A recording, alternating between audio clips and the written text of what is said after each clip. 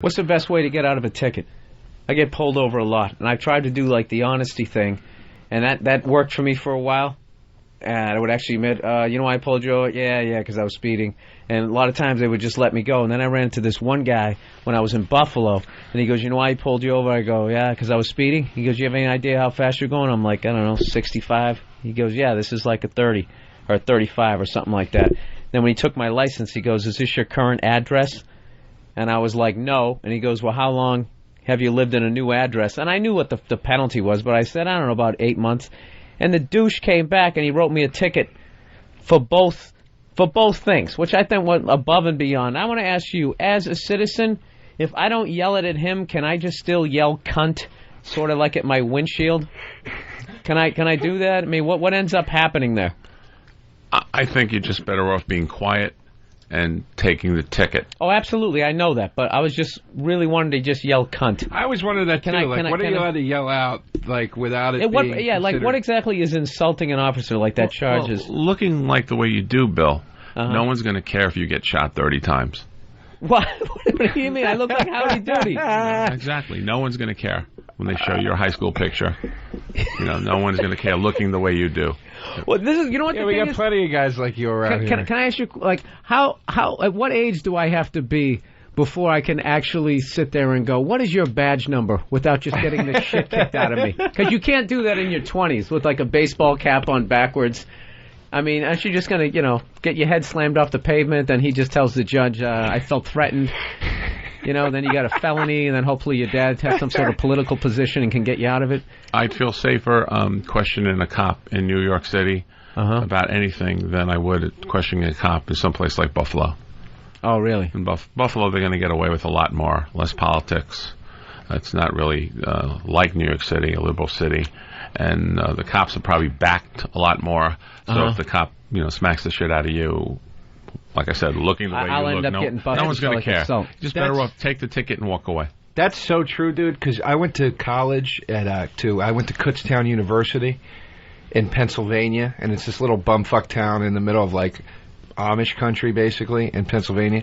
And, the town itself is probably 2 miles long, and the entire police force and the one judge in the town were completely in cahoots with the university.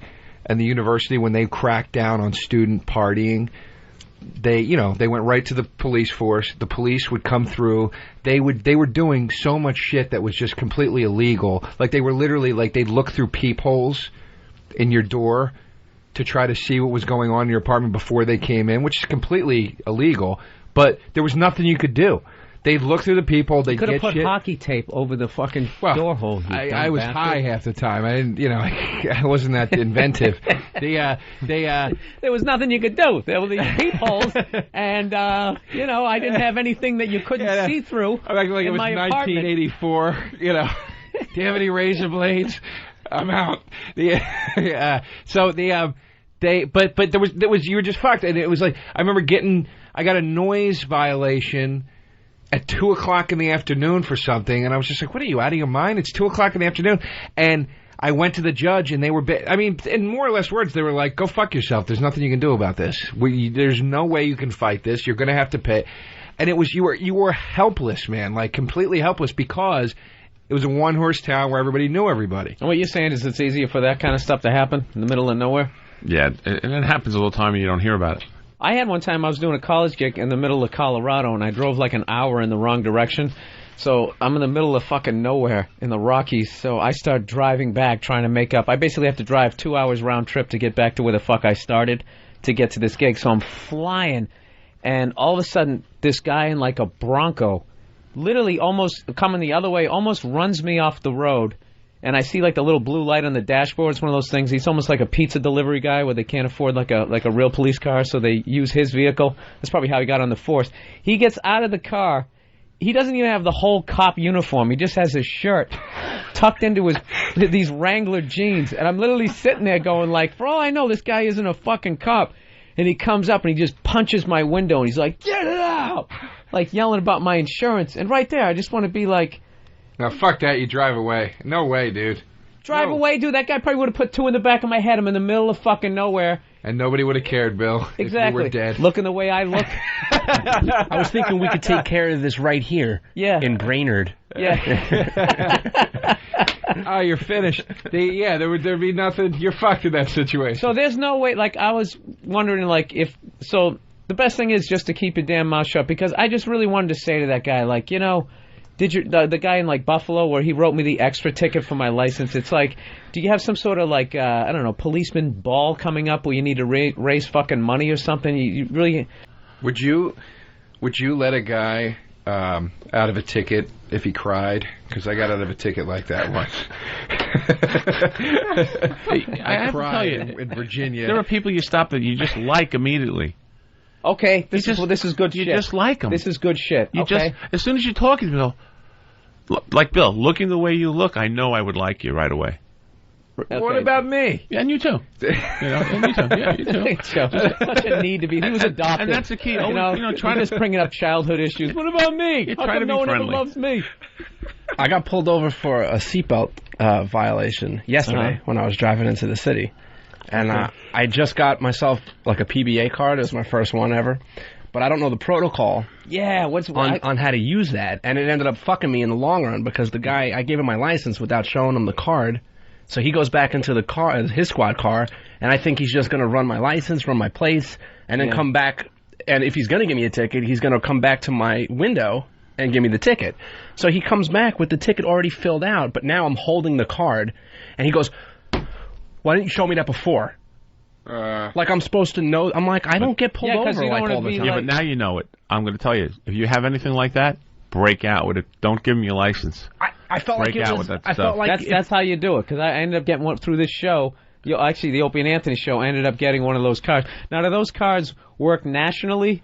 Is that like, or is it like a gym membership? I got to go to my gym. Well, you can join an organization called the Fraternal Auto Police, FOP, as an associate member, even if you're a civilian. And those ID cards that you get seem to work better nationally. Because in Florida, most of the cops are sick of New York City cops coming down there and getting drunk and violating, the law, the local, just violating everything. After a while, and a lot of the cops. Yeah, we saw the gonorrhea stats earlier in the show. Florida's right up there with Mississippi, which Joe now knows is right next to Alabama. For the first time in my life, I know where Mississippi is, so I can fucking avoid it. So anyway, so you're saying so that if you buy, how do I get into this club? How do I buy in? I want in. Well, I'm a made guy. Well, that's like it. Did you see Hoffa? Did you ever see the movie Hoffa where he gives Danny DeVito he gives him one of his business cards that says James R. Hoffa on the back. He just writes in pencil, "Give this man anything he wants," and he just fucking he just shows it everywhere, kind of and everybody's like, "Oh!" And they buy it because he couldn't have possibly crafted this on his own. But I always felt like that's what one of those cards would do. Like it would just get you out of any fucking situation that you get pulled over, why? Well, let's take it like one step at a time. To get into the fraternal order of police, you can go on the internet and join. I would where I live. I would go to the precinct and find out if the local precinct has their own. Oh God, I got to go talk to somebody. No, well, you could go online also and find which one is close to you, and they'll tell you where to send the money. They send you stickers and a little badge and life insurance. It's and you're an associate. And you go to a gay club and dress up like a cop. I know where this is going. You're an associate member. You're a civilian, but it's a good thing to have.